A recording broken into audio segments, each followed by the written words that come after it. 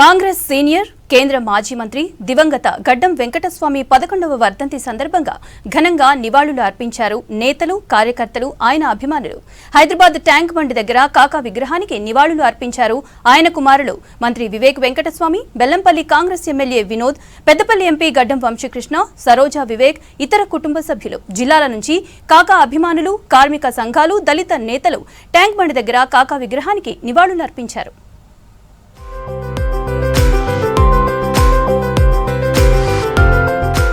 కార్మిక రంగంలో కాకా విప్లవాత్మక సంస్కరణలు తెచ్చారన్నారు మంత్రి వివేక్ వెంకటస్వామి. ఆయన కృషితోనే సింగరేణి లాభాల బాట పట్టిందన్నారు.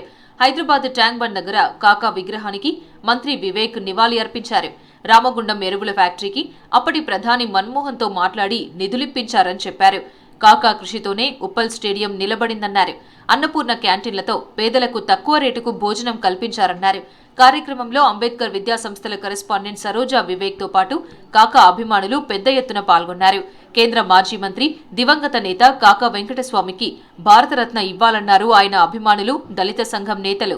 కాకా భౌతికంగా మన మధ్య లేకపోయినా ఆయన సేవలు ఎప్పుడూ గుర్తుంటాయన్నారు అభిమానులు, దళిత సంఘం నేతలు. కాకా ప్రజలకు సేవ చేసినారు. కాకా అన్ని రంగాలలో, కార్మిక రంగంలో కార్మికులకు హక్కులు కల్పించడంలో, కార్మికులకు పెన్షన్ ఇప్పించడంలో, ఇవన్నీ కూడా ఒక రెవల్యూషనరీ స్కీమ్స్ కాకా వెంకటస్వామి గారు తీసుకొచ్చారు. రాజీవ్ గాంధీ క్రికెట్ స్టేడియం నిలబడ్డదంటే ఆ రోజులలో కాకా వెంకటస్వామి గారు ఆ స్టేడియం రావడంలో సివిల్ సప్లైస్ మినిస్టర్గా ఉన్నప్పుడు 1 రూపీ ఇడ్లీ అంటే అన్నపూర్ణ క్యాంటీన్స్ ఆ రోజులలో ప్రారంభించి ప్రజలకు తక్కువ ధరలో భోజనాలు పెట్టే కార్యక్రమము వారు సివిల్ సప్లైస్ మినిస్టర్గా చేశారు. కాకా గొప్ప వ్యక్తి. ఈ దేశంలోనే బడుగు బలహీన వర్గాల కుల మత వర్గ విభేదం లేకుండా దాదాపుగా 70,000 గుడిసెలను వేసి పేదవాళ్ళని ఆదుకున్నటువంటి వ్యక్తి, మానవత్వం ఉన్నటువంటి వ్యక్తి. ఆయనను భారతరత్న ఇవ్వాలని ఈ సందర్భంగా యావత్ తెలంగాణ ప్రజలు, యావత్ భారతదేశం కోరుతా ఉన్నాము. పెద్దపల్లి జిల్లాను కాకా పేరు మీద వెంకటస్వామి జిల్లాగా పేరు ప్రకటించాలని మేము మనవి చేస్తున్నాము. పేదల గుండెల్లో నిలిచిపోయిన వ్యక్తి ఎవరంటే, బాబాసాహెబ్ అడుగుజాడలు నడుస్తున్న వ్యక్తి ఎవరంటే శ్రీ కాకా గడ్డం వెంకటస్వామి అని చెప్పి. కాకా కార్మికుల దేవుడు అని అన్నారు మాల మహానాడు జాతీయ అధ్యక్షుడు చెన్నయ్య. వెంకటస్వామి వర్ధంతి సందర్భంగా హైదరాబాద్ ట్యాంక్ బండ్లో కాకా విగ్రహానికి పూలమాల వేసి నివాళులర్పించారు. బడుగు బలహీన వర్గాలకు కాకా అండదండగా ఉండేవారన్నారు. పెన్షన్ స్కీమ్ కోసం ఆ రోజుల్లోనే కేంద్ర ప్రభుత్వంతో కాకా ఫైట్ చేసినట్లు తెలిపారు చెన్నయ్య. ఎస్సీ బీసీ మైనార్టీలను అన్ని కలుపుకొని పోయి ఉద్యమాలు చేసి తెలంగాణ కావాలని కొట్లాడిండని కాకా గారితో మనం చేస్తున్నాం. అదేవిధంగా ఆ రోజుల్లో పెద్ద దిక్కు ఈ నుండి ఢిల్లీ వరకు కాకా అంటే ఎవరికి తెలియనట్టు లేదు, అందరికీ తెలుసు కాకా అంటే. బలహీన వర్గాల అభివృద్ధికి కాకా చేసిన సేవలు గొప్పవన్నారు ఎమ్మెల్యే సత్యం. కరీంనగర్ జిల్లా డీసీసీ కార్యాలయంలో కాకా వర్ధంతి కార్యక్రమంలో పాల్గొన్నారు. కాకా చిత్రపటానికి పూలమాల వేసి నివాళి అర్పించారు. బీఆర్ఎస్ పార్టీని ప్రజలు అసహ్యించుకుంటున్నారని ఫైర్ అయ్యారు చొప్పదండి ఎమ్మెల్యే సత్యం.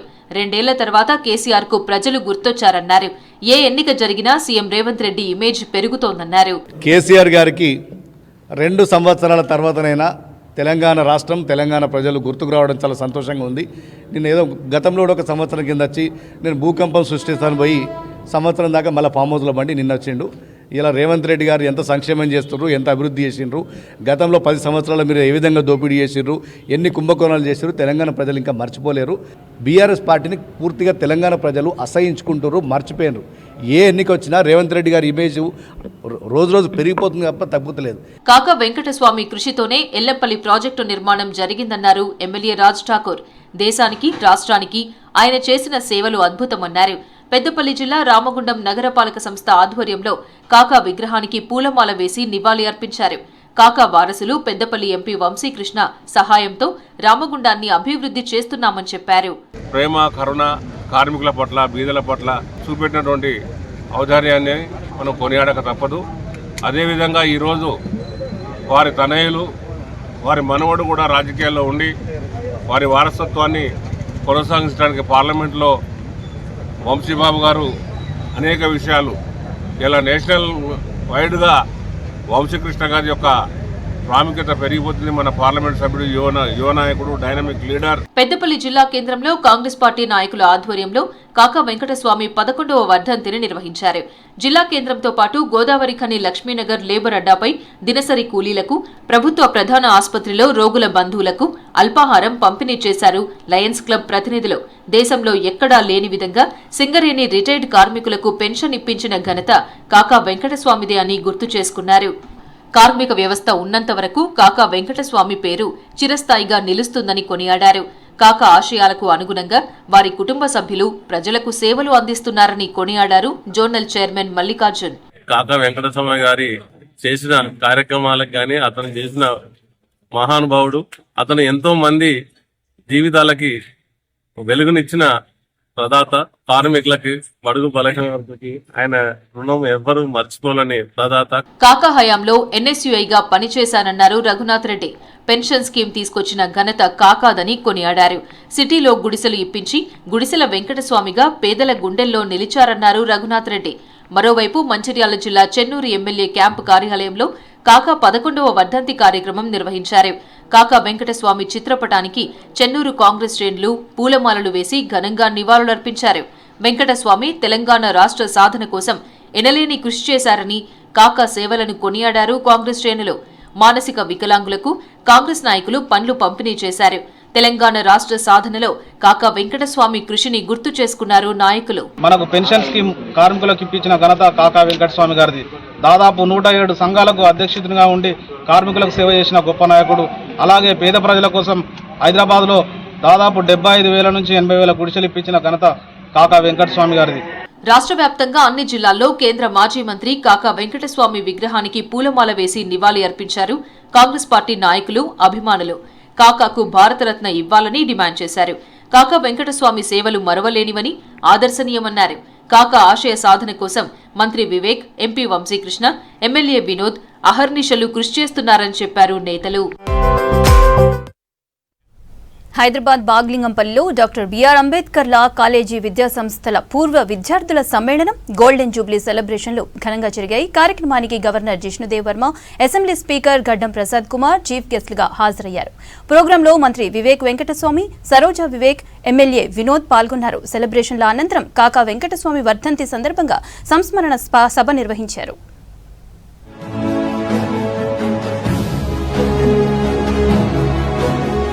దివంగత కాకా వెంకటస్వామి పేదల కోసం పనిచేశారన్నారు గవర్నర్ జిష్ణుదేవ్ వర్మ. ఆయన వారసత్వాన్ని మంత్రి వివేక్, ఎంపీ వంశీకృష్ణ, ఎమ్మెల్యే వినోద్ కొనసాగిస్తున్నారన్నారు. హైదరాబాద్ అంబేద్కర్ విద్యా సంస్థల పూర్వ విద్యార్థుల సమ్మేళనంలో గవర్నర్ జిష్ణుదేవ్ వర్మ పాల్గొన్నారు. Sri G. Venkateswamy Garu held unwavering faith that education serves as the mightiest tool for empowering the marginalized, forging an equitable, enlightened and harmonious society. His enduring vision animates this institution's mission, fostering minds and hearts in service to the common good. His able successors now carry forward this legacy, transforming dreams into reality. I heartily congratulate them. Dr. B.R. Ambedkar, the architect of our Constitution, captured this essence when he declared, "Cultivation of mind should be the ultimate aim of human existence." ఎంతో మంది రాజకీయ నాయకులకు కాకా ఆదర్శమన్నారు speaker Prasad Kumar. కాకా కార్మికుల తరపున కొట్లాడారన్నారు. కాకా వారసులు ఆయన ఆశయాలను కొనసాగించడం హర్షించదగ్గ విషయమన్నారు. అన్ని వర్గాల వారికి కాకా సేవలందించారని కొనియాడారు స్పీకర్. గల్లీ నుండి ఢిల్లీ వరకు సర్వశక్తితో రాజకీయంగా ఎదిగారు. 7 సార్లు లోక్సభలో, 3 సార్లు ఆంధ్రప్రదేశ్ శాసనసభ్యులో సభ్యుడిగా ఉన్నారు. ఏ హోదాలో ఉన్నా వెంకటస్వామి గారు ఎల్లప్పుడూ పేదల పక్షపాతి. కేంద్ర మంత్రిగా 3 సార్లు, రాష్ట్ర మంత్రిగా ప్రజలకు సేవలు అందించారు. పిసిసి అధ్యక్షులుగా, ఏఐసిసి, సిడబ్ల్యూసిలో వివిధ హోదాల్లో పనిచేశారు. తెలంగాణ వాదాన్ని బలంగా వినిపించిన తొలితరం నేతలలో వెంకటస్వామి గారు ముఖ్యులు. పేద ప్రజల కష్టాలు తెలిసిన వెంకటస్వామి గారు వారి సంక్షేమం కోసం అనేక పథకాలు ప్రవేశపెట్టారు. కార్మిక రంగంలో కాకా విప్లవాత్మక సంస్కరణలు తెచ్చారన్నారు మంత్రి వివేక్ వెంకటస్వామి. ఆయన కృషితోనే సింగరేణి లాభాల బాట పట్టిందన్నారు. హైదరాబాద్ ట్యాంక్ బండ్ దగ్గర కాకా విగ్రహానికి మంత్రి వివేక్ నివాళి అర్పించారు. రామగుండం ఎరువుల ఫ్యాక్టరీకి అప్పటి ప్రధాని మన్మోహన్తో మాట్లాడి నిధులిప్పించారని చెప్పారు. కాకా కృషితోనే ఉప్పల్ స్టేడియం నిలబడిందన్నారు. అన్నపూర్ణ క్యాంటీన్లతో పేదలకు తక్కువ రేటుకు భోజనం కల్పించారన్నారు. కాకా ఆశయాలను కొనసాగిస్తామన్నారు మంత్రి వివేక్ వెంకటస్వామి. కార్యక్రమంలో అంబేద్కర్ విద్యాసంస్థల కరెస్పాండెంట్ సరోజా వివేక్ పాల్గొన్నారు. Deputy Labour Minister in those days, he had the opportunity of introducing the ration system in this country, sir. The ration system in this country was introduced when he was the Supply and Rehabilitation Minister at the center. He also had the distinction of introducing the Panchayat Raj Bill in the Parliament. As the Minister for Textiles, he had the privilege of coming up with a package when the textile industry was going through the lowest ebb in the country. He gave a 125 crore package that time for the textile industry to survive. And today, textile industry has the highest number of labor in the country. పేదలకు విద్యనందించేందుకే కాకా అంబేద్కర్ విద్యా సంస్థలను ప్రారంభించారన్నారు MLA Vinod. చదువుతోనే ఉన్నత స్థానాలకు వెళ్లొచ్చన్నారు. Golden Jubilee సెలబ్రేషన్ల తర్వాత దివంగత నేత కాకా వెంకటస్వామి వర్ధంతి సంస్మరణ సభ నిర్వహించారు. కాకా ఫోటోకు పూలమాల వేసి నివాళులర్పించారు నేతలు. And the biggest achievement which he has done during his 70 years of his service to the people of Telangana and entire India was to give over 80,000 weaker section people plots. That's why he has been given the name as Gudisala Venkataswamy for having taken the people in 1970 and 1980. And when he was a union minister in 1992-93, he had the privilege to interact with Mr. Manmohan Singh, who was the then finance minister, and create a budget of over 35,000 crores to see that a pension scheme has been created for the people of India, and over now about 15 crore families are now thriving on the pension scheme which he has started in 1993. When he was in school, he was really inspired by Mr. Gandhiji, who has influenced him a lot, and he joined the Indian National Congress at a very young age. Since then, I think one big thing to learn from him, the passion with which he had. He wanted to study, but even in spite of becoming, union minister several times, right from Madam Indira Gandhi to Mr. P.V. Narasimha Rao, to go on. He has also worked with Madam Sonia Gandhi and so on.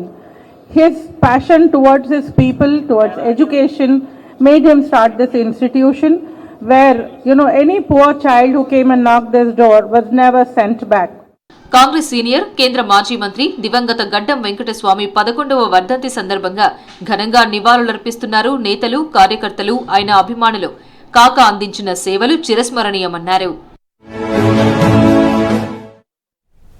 Telangana పల్లెల్లోని యువతలో cricket ప్రతిభను వెలికితీసేందుకు Mahabub Nagar వేదికైంది. Visakha industries sponsor గా Hyderabad cricket association నిర్వహించే కాకా Venkataswamy memorial Telangana inter district T20 league ఇవాళ ప్రారంభమైంది.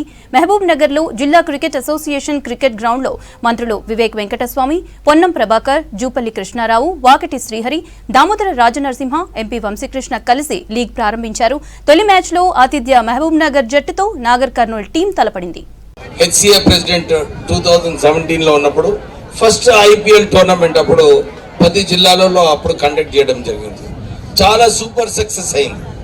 దాని తర్వాత నేను ప్రెసిడెంట్గా లేను, కానీ నాకు మళ్ళీ ఒక ఆపర్చునిటీ వచ్చింది. మేము వెలుగు న్యూస్ పేపర్ ప్రారంభం ఇచ్చినప్పుడు మేము డిస్ట్రిక్ట్స్లలో వెలుగు టోర్నమెంట్ అప్పుడు పెట్టడం జరిగింది. మళ్ళీ ఈరోజు హైదరాబాద్ క్రికెట్ అసోసియేషన్ వారు స్పాన్సర్షిప్ కావాలని చెప్పి పేపర్లో అడ్వర్టైజ్ చేశారు. నాకు చాలా సంతోషంగా ఉంది. విశాఖ ఇండస్ట్రీస్ తరఫున ఈ స్పాన్సర్షిప్ దొరికినందుకు మళ్ళీ ఒక అవకాశము అందరూ క్రికెటర్స్కి ఒక టాలెంట్, ఎందుకంటే మా డిస్ట్రిక్ట్ అసోసియేషన్స్ వాళ్ళందరూ కూడా చక్కగా టీమ్ సెలెక్షన్స్లో కూడా సెలెక్షన్స్ పెట్టి ఆ టీమ్ మెంబర్స్ని సెలెక్ట్ చేయడం జరిగింది. దాని తర్వాత ఈ 104 మ్యాచెస్ మన తెలంగాణలో ఈ టోర్నమెంట్ ద్వారా 104 మ్యాచెస్ హెచ్సిఏ కండక్ట్ చేస్తుంది. Man of the match award ఉంది, first prizes, second prizes, third prizes ఇవన్నీ కూడా ఉన్నాయి. సో ఎవ్రీబడి మంచిగా కాంపిటేటివ్ క్రికెట్ ఆడండి. మన ఎమ్మెల్యేస్ అనిరుద్ధ్ రెడ్డి గారు, శ్రీనివాస్ రెడ్డి గారు అందరూ ఉన్నారు ఇక్కడ.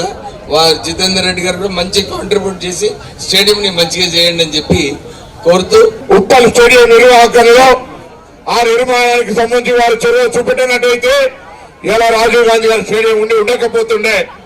ఆ విధంగా క్రీడా నిర్వహణ పట్ల కూడా వారికి ఉన్నటువంటి ప్రత్యేక శ్రద్ధను ఒక విద్యార్థి సంఘ నాయకుడిగా చూసుకుంటూ వచ్చాం. ఈరోజు వారి జ్ఞాపకార్థంగా రాష్ట్ర స్థాయిలో క్రీడా పోటీ జరుగుతున్న సందర్భంగా మహబూబ్నగర్ నుంచి ప్రారంభించి 33 జిల్లాలో ఇటువంటి టోర్నమెంట్ నిర్వహించి మంచి క్రీడను ప్రోత్సహించే కార్యక్రమం చేస్తున్న వారికి మరొకసారి అభినందిస్తూ తప్పకుండా క్రీడాకారులను కోరుతా ఉన్నా. ఇది పోటీ ప్రపంచం, ప్రావీణ్యతకు ప్రాధాన్యత గుర్తింపు వస్తుంది. పైన చాలా మంది వస్తారు, నాకు మ్యాచ్ వల్ల అవకాశం ఇప్పించమని చెప్పి ప్రావీణ్యత ఉండి మీరు బెస్ట్ ప్లేయింగ్ చేయగలిగినట్టయితే నేను क्रिकेट एसोसिएशन होता शिवराज यादव भाई जल्दी सिंह मैं आपसे विनती करता हूँ, थोड़ा इंटरनल अंतर्गत राजनीति छोड़ के नया खिलाड़ियों की तैयार करने में थोड़ा नजर लगाइए. తప్పకుండా వాళ్ళు జాగలుగుతూ ఉన్నారు. ఎక్కడెక్కడ జిల్లాలో జాగలుగుతుందో అక్కడ బరాబర్ జాగిచ్చే బాధ్యత మాది ప్రభుత్వంది. హైదరాబాద్ క్రికెట్ అసోసియేషన్ ప్రతిపాదనతో ముందుకు రావాలని వేదిక మీద సందర్భంగా కోరుతూ కాకా వెంకటస్వామి గారి వర్ధంతి సందర్భంగా ఈ క్రీడలు నిర్వహిస్తున్నటువంటి వివేక్ వెంకటస్వామి గారికి, వినోద్ గారికి, హైదరాబాద్ క్రికెట్ అసోసియేషన్ అధ్యక్షుడికి, ఆ సభ్యులందరూ కూడా హృదయపూర్వకంగా అభినందనలు, ధన్యవాదాలు చెప్తూ గతంలో ఎప్పుడు లేని విధంగా ముఖ్యమంత్రి గారి ఆలోచన విధానంతో ఒక స్పోర్ట్స్ పాలసీ తీసుకొచ్చి ఆ పాలసీలో భాగంగానే ఈసారి 800 కోట్ల రూపాయలు స్పోర్ట్స్ కి వెచ్చించి వచ్చే సంవత్సరం దాదాపు 1500 కోట్ల రూపాయలు వెచ్చించి ఈ తెలంగాణ గడ్డ మీదకించి కూడా పోయిన ఒలింపిక్స్ లో మనకు గోల్డ్ మెడల్ రాలేదు, కానీ ఈసారి ఒలింపిక్స్ లో 2036 జరిగే ఒలింపిక్స్ లో ఖచ్చితంగా మన తెలంగాణ భారతదేశంలో గోల్డ్ మెడల్ సాధించాలనే కసితో ముందుకు పోతా ఉన్నాం. ఇంతమంది మంత్రులు ఈ కార్యక్రమాన్ని ఖచ్చితంగా పెద్ద ఎత్తున చేయాలని అనుకున్నాం. దీనికి సహకరించిన ప్రతి ఒక్కరికి కూడా హెచ్సీఏ కూడా నా హృదయపూర్వక ధన్యవాదాలు తెలియజేస్తా ఉన్నా. నిజంగా గ్రౌండ్ చూస్తా ఉంటే ఒకప్పుడు మళ్ళీ అధిపతిగా అంటా ఉంటారు నా పక్కన నుండి, మళ్ళీ ఆడాలనిపిస్తుంది అనే విధంగా గ్రౌండ్ ఇంత సుందరీకరంగా చేశారు. కాబట్టి మీ అందరికీ నా హృదయపూర్వక ధన్యవాదాలు తెలియజేస్తా ఉన్నా. ఖచ్చితంగా ఆట ఏదైనా ఒక స్పోర్ట్స్ స్పిరిట్ తో ఆడి ఖచ్చితంగా మీ పేరు, మీ నైపుణ్యాన్ని ప్రపంచ దేశాలు చూసే విధంగా మీరందరూ కూడా ఆటలో రాణించాలని కోరుకుంటూ యువతకు ఒక చిన్న సందేశం తెలియజేస్తా ఉన్నా. దయచేసి ఆటలో నిమగ్నమైనప్పుడు ప్రపంచాన్ని మర్చిపోవాలా. ఈ రోజు మేము మాట్లాడుతూ ఉన్నాం, ప్లేయర్ ఎవరికి బట్టి వాళ్ళు మాట్లాడుతూ ఉన్నారు. దయచేసి ఈ క్రమశిక్షణ లేకపోతే గేమ్ లోనే కాదు జీవితంలో కూడా రాణించరు అనే నిజాన్ని మీరు ఎప్పుడు కూడా తలంపుతో ఉండాల్సిందే కోరుతా ఉన్నా. When we have got the stadium now, just stay honest and work hard to produce players from this district. Otherwise, simply having the ground and not producing any players, so it's no good for us, no good for anybody. But I'm very hopeful that these things will not happen, and you'll definitely do a very good job and produce good players who can go on to play for the state and as well for the country also. And I'm very happy to see the Kaka Venkateswamy Memorial Tournament here. I mean, I have great high regards and respect for Vivek Bhai, and I think you have done a great job by holding to this. And Venkateswamy sir, I have met him 4 or 5 times, but the work he's done for the betterment of the people, I think is unparalleled. I think he really worked very hard. We've learned a lot from him. And then very, very hopeful that this tournament is going to be a grand success. And as Shubhai has already said, that is going to be forever, it's going to be a yearly affair. I wish the association the very best. I hope you really work very hard and do good service for the betterment of cricket. I'm always there to support. My blessings are always there, but people didn't want to take it when I was there. Anyways, thank you very much for having me here. I wish you the best and have a very good tournament. And to the players, really enjoy your game. Don't worry about anything. Don't take any tension. Give tension to other teams. Telangana పల్లెల్లోని పంచాయతీల్లో పండుగ వాతావరణం నెలకొంది. ఇటీవల జరిగిన పంచాయతీ ఎన్నికల్లో గెలుపొందిన సర్పంచులు, ward మెంబర్లు ఇవాళ ప్రమాణ స్వీకారం చేశారు. కొన్ని ప్రాంతాల్లో వివాదాలు, గొడవల మధ్య ప్రమాణోత్సవాలు జరిగాయి. మరికొన్ని ప్రాంతాల్లో ప్రమాణ స్వీకారాలు వాయిదా పడ్డాయి. 2 ఏళ్లుగా ప్రత్యేక అధికారుల పాలనలో ఉన్న పల్లెల్లో ఎట్టకేలకు కొత్త పాలక వర్గాలు కొలువుతీరాయి.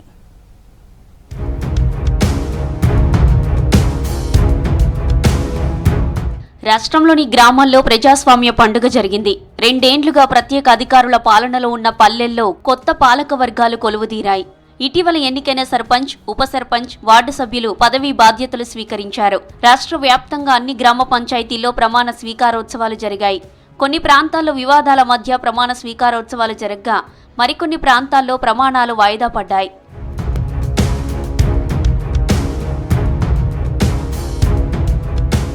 జనగామ జిల్లా లింగాల ఘనపురం మండలం బండ్లగూడెం, నెల్లుట్ల గ్రామ పంచాయతీల్లో నూతన సర్పంచులు ప్రమాణ స్వీకారం చేశారు. కార్యక్రమానికి ఎంపీ కడియం కావ్య అటెండ్ అయ్యారు. 2 ఏళ్లలో కాంగ్రెస్ చేసిన అభివృద్ధిని చూసి ప్రజలు మెజారిటీ స్థానాల్లో తమను గెలిపించారన్నారు కడియం కావ్య. ప్రజలకు కాంగ్రెస్ పార్టీ అన్ని విధాలుగా అండగా ఉంటుందన్నారు. రానున్న రోజుల్లో గ్రామాలను మరింతగా అభివృద్ధి చేస్తామన్నారు ఎంపీ కావ్య. ఎమ్మెల్యే మరియు ఎంపీ సహకారంతో ఈ గ్రామాన్ని ఒక మోడల్ విలేజ్గా డెవలప్ చేసుకుందామని మాట ఇవ్వడం జరిగింది. వారికి కూడా పూర్తి అవగాహనతోటి మంచి ప్రణాళికలతో వస్తే తప్పకుండా గ్రామాన్ని అభివృద్ధి దిశగా నడిపిద్దామని చెప్పి మన సర్పంచ్ రేణుక గారితో మాట్లాడడం జరిగింది. వారు కూడా ప్రతి క్షణం కూడా ప్రజలకు అందుబాటులో ఉండాలని కోరడం జరిగింది. తను కూడా ప్రజలు తన మీద పెట్టుకున్న నమ్మకాన్ని నిలబెడతానని చెప్పి నాకు మాట ఇవ్వడం జరిగింది. పల్లెలే దేశానికి పట్టుకొమ్మలన్నారు ప్రభుత్వ ఎమ్మెల్యే ఆది శ్రీనివాస్. గ్రామాల అభివృద్ధి పదంలో ముందుకు పోతే దేశం మరింత అభివృద్ధి చెందుతుందన్నారు. రాజన్న సిరిసిల్ల జిల్లా వేములవాడ నియోజకవర్గ పరిధిలోని పలు గ్రామాల్లో జరిగిన నూతన పంచాయతీ పాలక వర్గాల ప్రమాణ స్వీకారానికి హాజరయ్యారు ప్రభుత్వ విప్ ఆది శ్రీనివాస్. నూతన సర్పంచ్ పాలకవర్గం గ్రామాల అభివృద్ధికి కృషి చేయాలని పిలుపునిచ్చారు. ఇటీవల జరిగినటువంటి పంచాయతీ ఎన్నికల్లో నూతనంగా ఎంపిక కాబడినటువంటి ఆయా గ్రామాల సర్పంచ్, ఉప సర్పంచ్, పాలక వర్గం సభ్యులందరూ కూడా నా వైపు నుంచి ఇప్పటికే ఓ శుభాకాంక్షలు చెప్పడం జరిగింది గెలుపొందిన వారికి. హన్మకొండ జిల్లా వ్యాప్తంగా సర్పంచ్, వార్డు మెంబర్ల ప్రమాణ స్వీకారాలు జరిగాయి. నాగారం సర్పంచ్గా లావణ్య బాధ్యతలు స్వీకరించారు. సర్పంచ్ కుర్చీలో లావణ్యను కూర్చోబెట్టి అభినందనలు తెలిపారు ఎమ్మెల్యే నాగరాజు. గ్రామాభివృద్ధికి అందరూ కలిసి కృషి చేయాలన్నారు. ప్రజల సమస్యలపై ఎప్పటికప్పుడు అవగాహన కల్పించుకోవాలన్నారు. సమస్యల పరిష్కారం, నిధుల మంజూరు తన వంతు సాయం చేస్తారన్నారు ఎమ్మెల్యే నాగరాజు.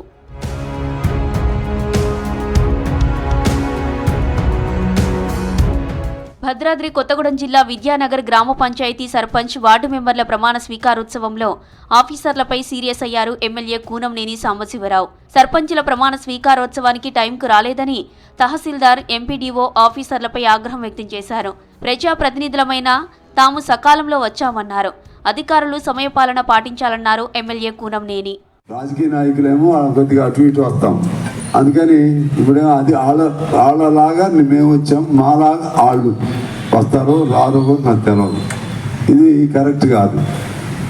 అధికారులకు భయం లేదు, ప్రజాప్రతినిధులు కూడా కొత్తాడు కాబట్టి అప్పుడే అన్నా నేను, మీకు కూడా భయం ఉండాలి, నాకు భయం ఉండాలి, ప్రజలంటే భయం ఉండాలి, ప్రజలంటే భయం ఉండాలి, ప్రజాస్వామ్యం అంటే భయం ఉండాలి.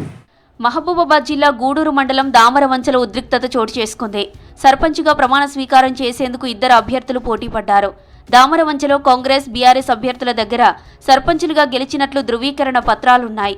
ఈ నెల 11న జరిగిన ఎన్నికల్లో బీఆర్ఎస్ మద్దతుదారు నునావత్ స్వాతి 3 ఓట్లతో గెలిచినట్టు ఎన్నికల అధికారులు ధృవీకరణ పత్రం ఇచ్చారు. రీకౌంటింగ్ నిర్వహించాలని కాంగ్రెస్ అభ్యర్థి సనప సుజాత పట్టుబట్టడంతో మళ్లీ కౌంటింగ్ చేశారు. కౌంటింగ్లో సనప సుజాత 1 ఓటుతో గెలిచినట్లు ఎన్నికల అధికారులు ధృవీకరణ పత్రం అందించారు. ఇవాళ ప్రమాణ స్వీకారానికి రావాలని 2 అభ్యర్థులు సోషల్ మీడియాలో గ్రామస్తులకు ఆహ్వానం పంపారు. దీంతో గ్రామస్తులు కంగుతిన్నారు.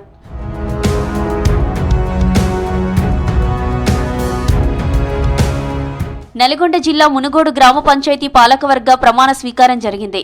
ముఖ్య అతిథిగా మునుగోడు ఎమ్మెల్యే కోమటిరెడ్డి రాజగోపాల్ రెడ్డి హాజరయ్యారు. కొత్త సర్పంచ్, ఉప సర్పంచ్లను శాల్వా కప్పి అభినందించారు. ప్రభుత్వం తరపున సర్పంచులకు అండగా ఉంటామని హామీ ఇచ్చారు ఎమ్మెల్యే రాజగోపాల్ రెడ్డి.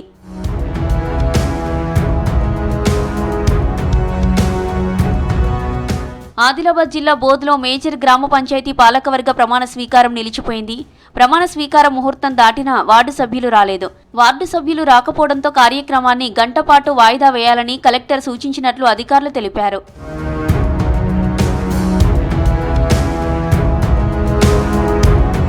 సిద్దిపేట జిల్లా వర్గల్ సర్పంచ్ ప్రమాణ స్వీకారంలో బీఆర్ఎస్, కాంగ్రెస్ నాయకుల మధ్య ఘర్షణ జరిగింది. గత 5 ఏండ్లలో వర్గల్ అభివృద్ధి జరగలేదనడంతో కాంగ్రెస్, బీఆర్ఎస్ నేతలు గొడవకు దిగారు. మరోవైపు జగదేవ్పూర్ మేజర్ గ్రామ పంచాయతీ ప్రమాణ స్వీకార మహోత్సవంలోనూ గొడవ జరిగింది. కాంగ్రెస్, బీజేపీ అభ్యర్థులు కూర్చునేందుకు సీట్లు లేకపోవడంతో బీఆర్ఎస్ నేతలతో గొడవ పడ్డారు.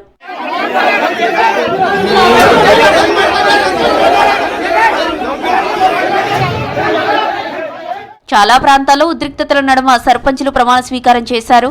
కొన్ని ప్రాంతాల్లో పెద్ద ఎత్తున గొడవలు జరిగాయి. ఇరు వర్గాల వారిని పోలీసులు చెదరగొట్టారు. ప్రమాణ స్వీకారానికి ముందే ఎన్నికల్లో ఇచ్చిన హామీని నిలబెట్టుకుని ఆదర్శంగా నిలిచారు యాదాద్రి భువనగిరి జిల్లా కుంట్లగూడెం గ్రామ సర్పంచ్ అన్యాల నరేష్. గ్రామంలో కొంతకాలంగా కోతుల బెడద ఎక్కువగా ఉండగా అదే సమస్య ప్రధాన అజెండాగా ఎన్నికల్లో ప్రచారం చేశారు నరేష్. గెలిస్తే సొంత ఖర్చులతో కోతుల సమస్య పరిష్కరిస్తానని చెప్పారు. అలాగే గ్రామంలోని ప్రతి ఇంటికి ఉచితంగా మంచినీటి సదుపాయం కల్పిస్తామని హామీ ఇచ్చారు. గెలిచిన తర్వాత ప్రమాణ స్వీకారం కూడా జరగకముందే 2 హామీలను నెరవేర్చారు నరేష్. 5 ఏళ్లలో గ్రామస్తులకు ఇచ్చిన ప్రతి హామీని నెరవేర్స్తానని చెప్పారు. మా గ్రామంలో ప్రధానంగా కోతుల సమస్య చాలా ఉంది. ఆ సమస్యను నేను ఎన్నికలలో ప్రమాణ స్వీకారం ముందే పట్టిస్తానని హామీ ఇవ్వడం జరిగింది. ఆ హామీ మేరకు నేను ఆల్రెడీ కోతులు 50% పట్టియడం జరిగింది. మళ్ళీ ప్రమాణ స్వీకారం ఉందని చెప్పేసి మళ్ళీ బుధవారం నాడు పెట్టుకున్నాము ప్రోగ్రామ్. 1 వీక్ కంటిన్యూగా కోతుల బెడత లేకుండా ఊర్లో ఈ 5 సంవత్సరాలు కోతులు ఉండకుండా చూస్తా అని చెప్పి గ్రామంలో మాట ఇవ్వడం జరిగింది. ఆ మాట ప్రకారం కట్టుబడి కోతుల సమస్య లేకుండా చేస్తాను. గ్రామంలో వీధి కుక్కలను కూడా పట్టియడం జరుగుతుందని చెప్పాను. అది కూడా వీధి కుక్కలు పట్టియడం జరుగుతుంది. కుంట్లగూడెం స్టేజీ దగ్గర నుంచి వెళ్ళి ఊర్లో దాకా బాగా రోడ్డుకి ఇరువైపుల చెట్లు ఉన్నాయి. అది ఆల్రెడీ 50% అయిపోయింది. అది కూడా హామీ ప్రకారమే నెరవేరుస్తున్నాము. సూర్యాపేట జిల్లాలో 95 ఏళ్ల వ్యక్తి సర్పంచ్గా పదవి బాధ్యతలు చేపట్టారు. నాగారం గ్రామ సర్పంచ్గా ఎన్నికైన గుంటకండ్ల రామచంద్రారెడ్డి రాజకీయాలకు అతీతంగా గ్రామస్తుల సమక్షంలో ప్రమాణ స్వీకారం చేశారు. గ్రామంలో పండగ వాతావరణం నెలకొంది. గ్రామ అభివృద్ధికి రామచంద్రారెడ్డి సేవలను కొనియాడారు ప్రజాప్రతినిధులు, రాజకీయ ప్రముఖులు, గ్రామ పెద్దలు. మహాజాతరకు మేడారం ముస్తాబవుతోంది. వనదేవతల గద్దెల ప్రాంగణంలో అభివృద్ధి పనులు ఊపందుకున్నాయి.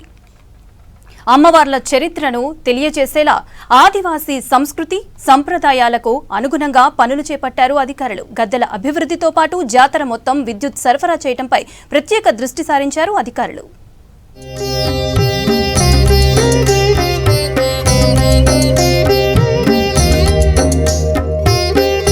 మేడారంలో అభివృద్ధి పనులు వేగంగా జరుగుతున్నాయి. భారీ క్రేన్లతో పనులు నిర్వహిస్తున్నారు అధికారులు. ఇటీవల సమ్మక్క సారలమ్మ గద్దెల ప్రాంగణంలో గోవిందరాజు, పగడిగిద్దరాజు గద్దెల దగ్గర ధ్వజ స్తంభాలను పునఃప్రతిష్ఠించి పూజలు నిర్వహించారు. ఆదివాసీ సంస్కృతి సాంప్రదాయాలతో లిఖించిన రాతి పిల్లర్ను పగిడెద్దరాజు గద్దెపై ఏర్పాటు చేశారు. 2 గద్దెల చుట్టూ రాతి పిల్లర్ల ఏర్పాటుతో పాటు డిజైన్ కు సంబంధించిన స్టోన్స్లను ఏర్పాటు చేస్తున్నారు.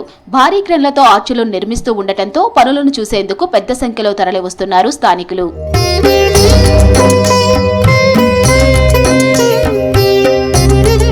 సమ్మక్క సారలమ్మ ప్రాంగణంలో ఆలయం లోపలికి వెళ్లే దగ్గర తోరణాలు, పిల్లర్లు నిర్మిస్తున్నారు.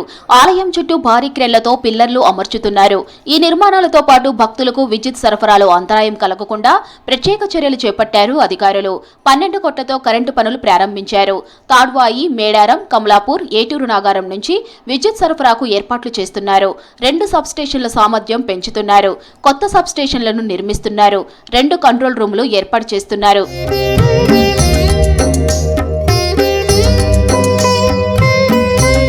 మేడారం టెంపుల్ ఏరియా మొత్తం డెడికేటెడ్ గా విద్యుత్ సరఫరా చేస్తామన్నారు NPDCL CMD Varun Reddy.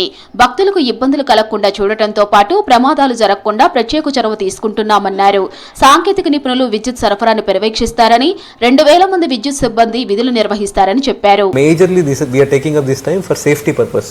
That లక్షలలో వేల మంది అక్కడ స్నానాలు చేస్తూ ఉంటారు, వాళ్ళకి ఎటువంటి ఇన్సిడెంట్ అవ్వకూడదు అని. రెండోది, ఇప్పుడు బ్యాటరీ ఆఫ్ ట్యాప్స్ ఏదైతే ఉందో, బ్యాటరీ ఆఫ్ ట్యాప్స్ కోసం we're using a dedicated 11 kV feeder. ఆ 11 kV ఫీడర్ నుంచి మేజర్గా battery of taps along the Jampanavagu ఏదైతే ఉంటుందో అక్కడ అన్ని కూడా మనం 160 kV DTRs, major battery of taps దగ్గర 315 kV డిటిఆర్స్ అట్లా పెట్టేసి వాటికి డెడికేటెడ్ సప్లై ఉన్నట్టు చూస్తున్నాం. సో దట్ ఎవరైనా స్నానాల కోసం వచ్చినప్పుడు కానీ వాళ్ళకి ఆ స్నానాలప్పుడు ఎటువంటి ఇబ్బంది కావద్దు అనే ఉద్దేశంతో 2026 జనవరి 28న మేడారం మహాజాతర ప్రారంభం కానుంది. 31 వరకు జరగనున్న ఈ జాతరకు లక్షలాది మంది భక్తులు తరలిరానున్నారు. మహాజాతర 2026 పోస్టర్ను ఆవిష్కరించారు సీఎం రేవంత్. మేడారం సమ్మక్క సారక్క గద్దెల అభివృద్ధిపై వీడియో రిలీజ్ చేశారు. మేడారం చరిత్రను భవిష్యత్ తరాలకు చెబుతున్నామంటూ అభివృద్ధి పనుల వీడియోను ఎక్స్లో పోస్టు చేశారు. వనదేవతల త్యాగాలు తరతరాలకు స్ఫూర్తి అని, సమ్మక్క సారలమ్మ మనుషుల్లో దేవుళ్లని తెలిపారు.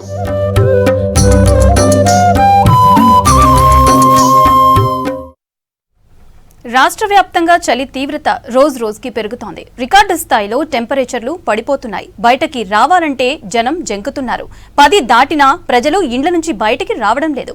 రహదారులపై పొగమంచు కురుస్తుండటంతో రాకపోకలకు ఇబ్బంది కలుగుతోంది. దారి కనిపించక వాహనదారులు అవస్థలు పడుతున్నారు. చలి ఎక్కువగా ఉండే అవకాశం ఉందని ప్రజలు జాగ్రత్తగా ఉండాలని తెలిపారు వాతావరణ శాఖ అధికారులు.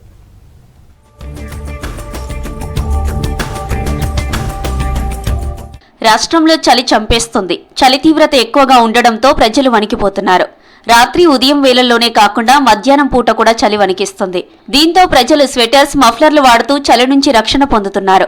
ఇప్పటికే కనిష్ట స్థాయిలో ఉష్ణోగ్రతలు పడిపోగా రాబోయే నెలల్లో మరింతగా దిగజారే అవకాశం ఉందని వాతావరణ శాఖ చెబుతుంది. మార్చి వరకు చలి ఇలాగే కొనసాగే అవకాశం ఉందని ప్రజలు జాగ్రత్తగా ఉండాలని అధికారులు హెచ్చరిస్తున్నారు. ఉదయం పొగమంచు ఎక్కువగా ఉండడంతో ప్రయాణాలు చేసేవారు మరింతగా ఇబ్బందులకు గురవుతున్నారు. సుమారు 3 చోట్ల మనం చూసుకున్నట్లయితే ఈ యొక్క కనిష్ట ఉష్ణోగ్రతల తగ్గుదల అనేది కనిపిస్తుంది. అటు స్వల్పంగా హెచ్చుదల కనిపించినప్పటికీ కూడా సింగిల్ డిజిట్కే పరిమితమైనటువంటి 3 జిల్లాలుగా మనం గుర్తించవచ్చు. ముఖ్యంగా ఆదిలాబాద్లో నిన్నటితో పోలిస్తే స్వల్పంగా తగ్గింది అనే చెప్పాలి. నిన్న ఉన్నటువంటి కనిష్ట ఉష్ణోగ్రతలు కనుక చూసుకున్నట్లయితే 7.2 డిగ్రీల వరకు కూడా నమోదవగా ఈ రోజు కనుక చూసుకున్నట్లయితే 8.2 డిగ్రీల వరకు కూడా ఒక విధంగా స్వల్పంగా ఈ యొక్క ఉష్ణోగ్రతలు పెరిగాయని చెప్పాలి. సంగారెడ్డి జిల్లా కోహేర్లో రాష్ట్రంలోనే అతి తక్కువగా 5 డిగ్రీల సెల్సియస్ కనిష్ట ఉష్ణోగ్రత రికార్డైంది. ఇక రంగారెడ్డి జిల్లాలోని రెడ్డిపల్లిలో 6.9 డిగ్రీల సెల్సియస్ ఉష్ణోగ్రత నమోదైనట్లు వాతావరణ శాఖ అధికారులు స్పష్టం చేశారు. మౌలాలీలో 9.1 డిగ్రీలు నమోదైంది. నగరంలోని అనేక ప్రాంతాల్లో సింగిల్ డిజిట్కే ఉష్ణోగ్రతలు పడిపోయాయి. దీంతో నగరవాసులు ఇంటి నుంచి బయటకు రాకపోతుండటంతో రోడ్లన్నీ ఖాళీగా దర్శనమిస్తున్నాయి. చలికి తోడు పొగమంచుతో సిటీ వాసులు ఇబ్బందులు పడుతున్నారు. ఇక రాబోయే 2 రోజుల పాటు చలి మరింత తీవ్రంగా ఉంటుందని, మరో 2 డిగ్రీల మేర ఉష్ణోగ్రతలు పడిపోయే అవకాశం ఉందని వాతావరణ శాఖ స్పష్టం చేసింది. చలి తీవ్రత ఎప్పుడైతే అధికంగా సూచించడం జరుగుతుందో ఆ సమయాల్లో మాత్రం ఈ అవుట్డోర్ యాక్టివిటీస్ చేసేవారు కానీ, దూర ప్రయాణాలు చేసేవారు కానీ, ఈవెన్ రహదారుల మీద ఈ వాహనాలు నడిపే వారు కానీ తగినన్ని జాగ్రత్తలు తీసుకోవడం వల్ల ఒక విధంగా ఈ పొగమంచు తీవ్రత నుంచి స్వల్పంగా ఉపశమనం పొందే అవకాశం కనిపిస్తుంది. ఉమ్మడి ఆదిలాబాద్ జిల్లాను చలి వణికిస్తోంది. రికార్డు స్థాయిలో ఉష్ణోగ్రతలు పడిపోతున్నాయి. కుమ్రం భీం, ఆసిఫాబాద్ జిల్లాలోని సిర్పూర్ యూలో 7 డిగ్రీలు నమోదైంది. గిన్నెదరిలో 7.4 డిగ్రీల టెంపరేచర్, అర్లిటీలో 8.7, కెరిమెరిలో 8.8 సెల్సియస్ ఉష్ణోగ్రతలు రికార్డయ్యాయి. చలి తీవ్రత అధికంగా ఉండడంతో ఉదయం సాయంత్రం బయటకు రావాలంటే జనం జంకుతున్నారు. జిల్లాలో 10 డిగ్రీల్లోపే ఉష్ణోగ్రతలు నమోదవుతున్నాయి.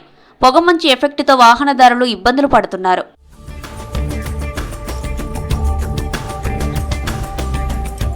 ఉమ్మడి మెదక్ జిల్లాలో చలికి జనం ఇబ్బందులు పడుతున్నారు. చలికి గజగజ వణుకుతున్నారు.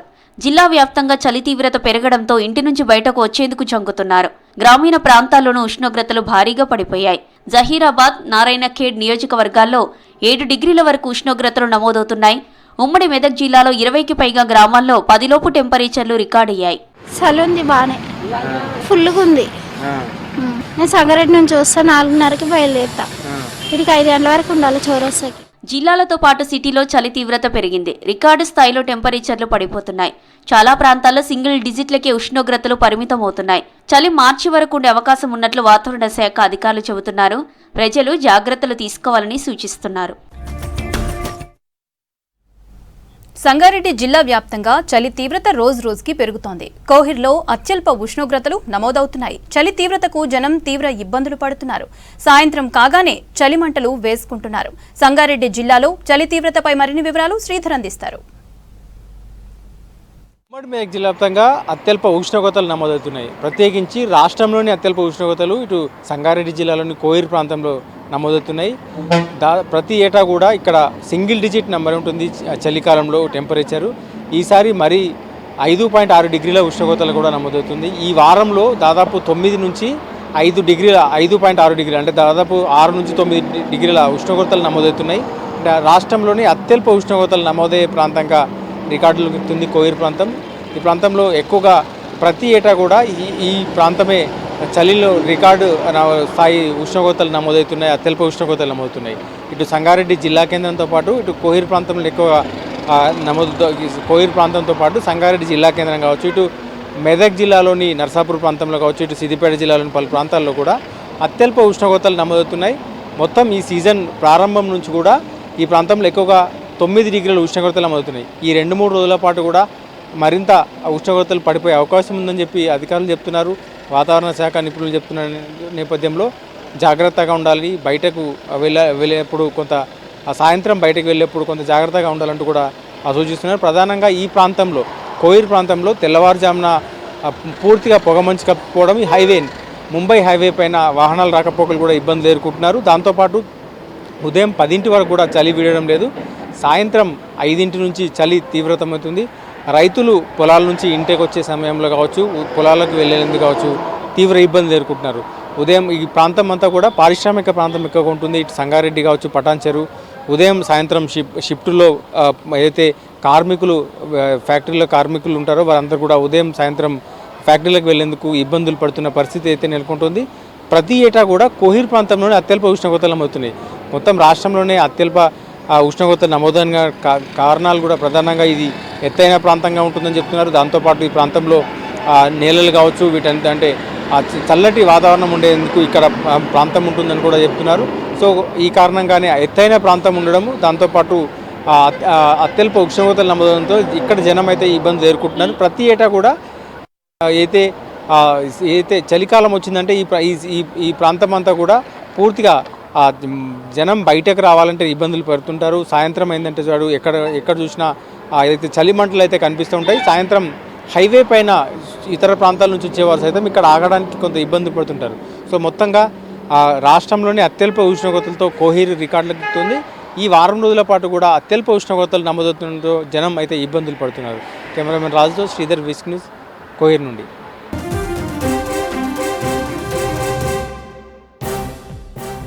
జీహెచ్ఎంసీ డీలిమిటేషన్ పై హైకోర్టు కీలక వ్యాఖ్యలు చేసింది. దాఖలైన 80కి పైగా పిటిషన్లను కొట్టివేసింది. డీలిమిటేషన్ పై తాము జోక్యం చేసుకోలేమని కోర్టు తేల్చి చెప్పింది. డీలిమిటేషన్ ని వ్యతిరేకిస్తూ చాలా మంది హైకోర్టును ఆశ్రయించారు. అన్ని పిటిషన్లను ఒకేసారి విచారించింది హైకోర్టు. అభ్యంతరాల గడువు ముగియటంతో పిటిషన్ల విచారణ ముగించినట్లు చెప్పింది.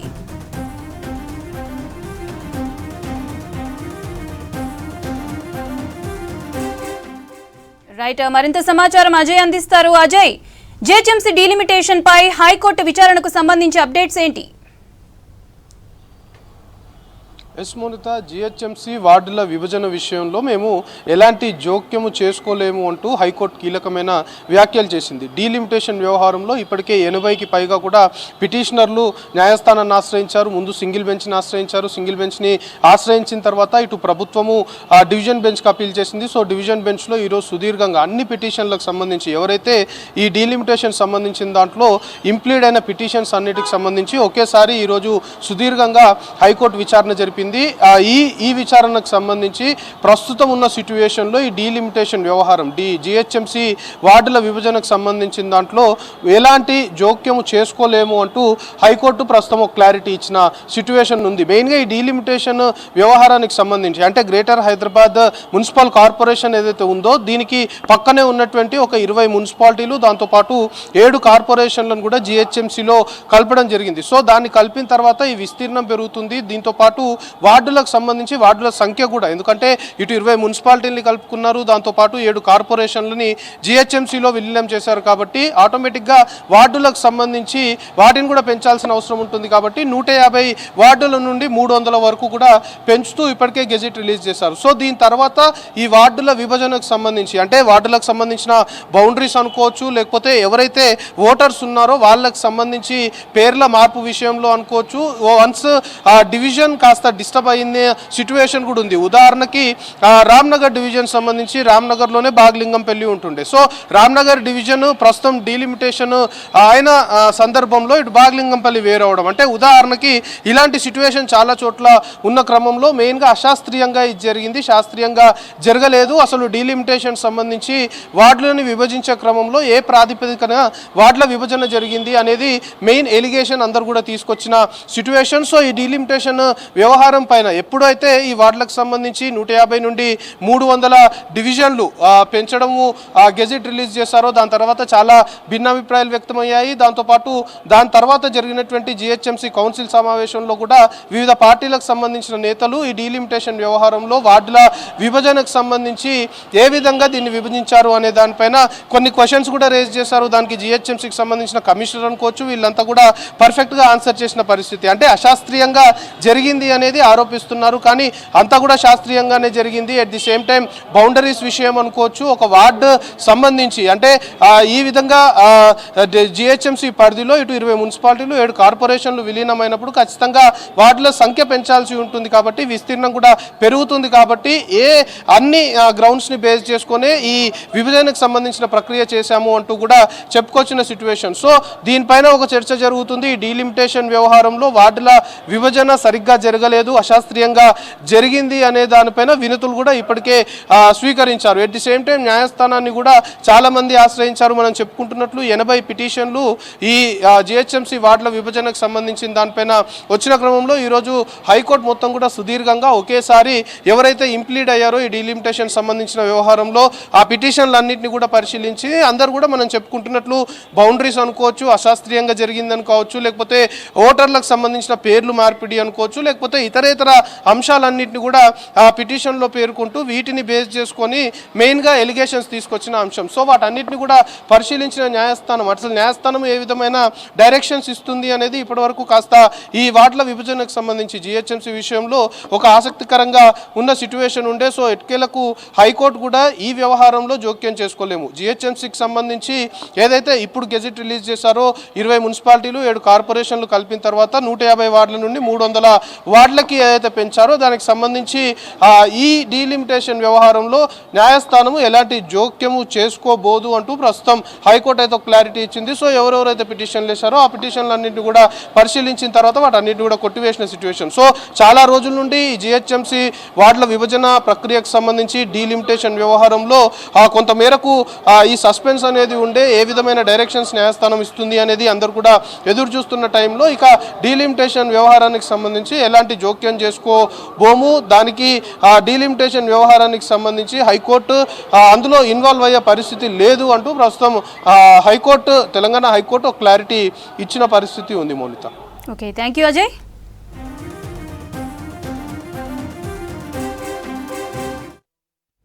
రోజు రోజుకు పెరుగుతున్న చలి తీవ్రత మనుషులపైనే కాదు పంటలపైన ప్రభావం చూపిస్తోంది. రాత్రి తెల్లవారుజామున చలిగాలులు వీస్తుండటంతో పంటలు దెబ్బతింటున్నాయి. ముఖ్యంగా వరి నార్లు ఎర్రబారుతోంది. యాసంగి సాగు కోసం నెల రోజుల క్రితమే వరి నారుమళ్లు పోసుకున్న రైతులు చలి కారణంగా నారు ఎదగక నష్టపోతున్నారు. చలి తీవ్రత మరిన్ని రోజులు కొనసాగే అవకాశం ఉండటంతో రైతులు ప్రత్యేక జాగ్రత్తలు తీసుకోవాలంటున్నారు వ్యవసాయ అధికారులు.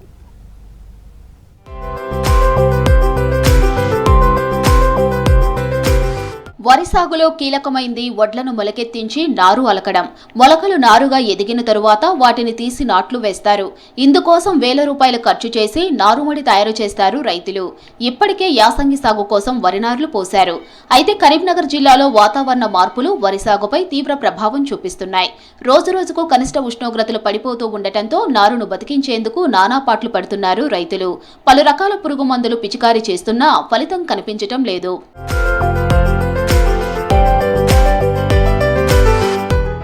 చలి ప్రభావంతో ఉమ్మడి జిల్లాలో 80% పంట ఎర్రబారుతోంది. దీంతో ఎకరానికి 25 కిలోల విత్తనాలు చల్లే రైతులు 75 కిలోలు వేస్తున్నారు.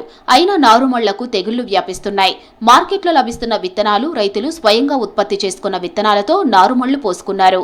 మరో వారం రోజుల్లో నాట్లు వేసేందుకు సిద్ధమవుతున్నారు.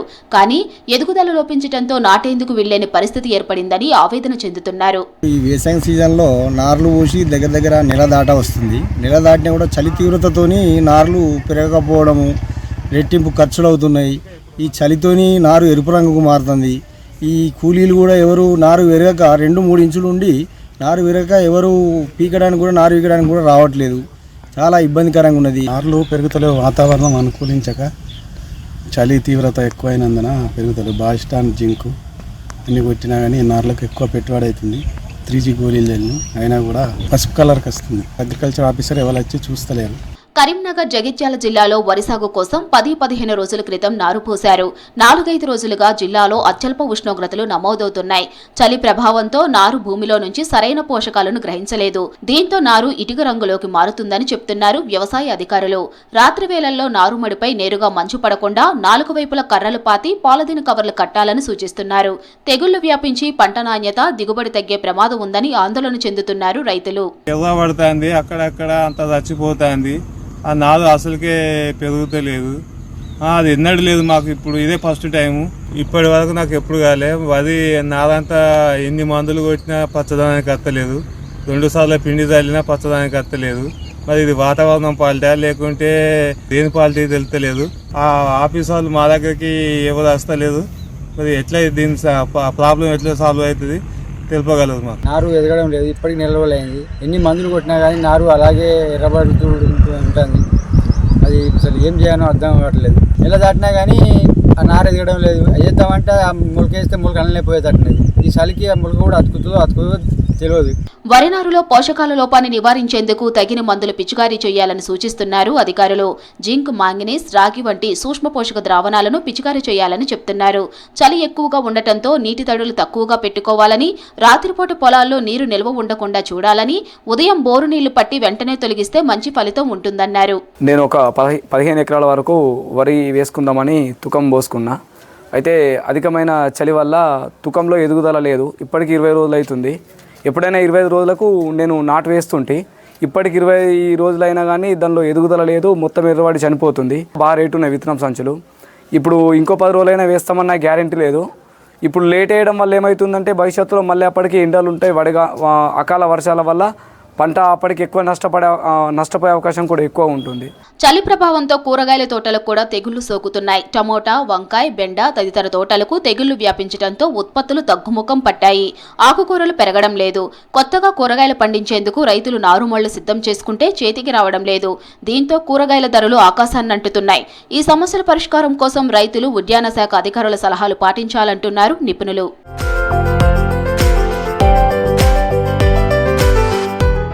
కనిష్ట ఉష్ణోగ్రతలు, చలిగాలులు, పొగమంచుతో రైతులకు తీవ్ర నష్టం కలుగుతుంది. ఈ సమస్యను అధిగమించడానికి రైతులు కొద్ది రోజుల పాటు తగు జాగ్రత్తలు తీసుకోవాల్సిన అవసరం ఎంతైనా ఉంది.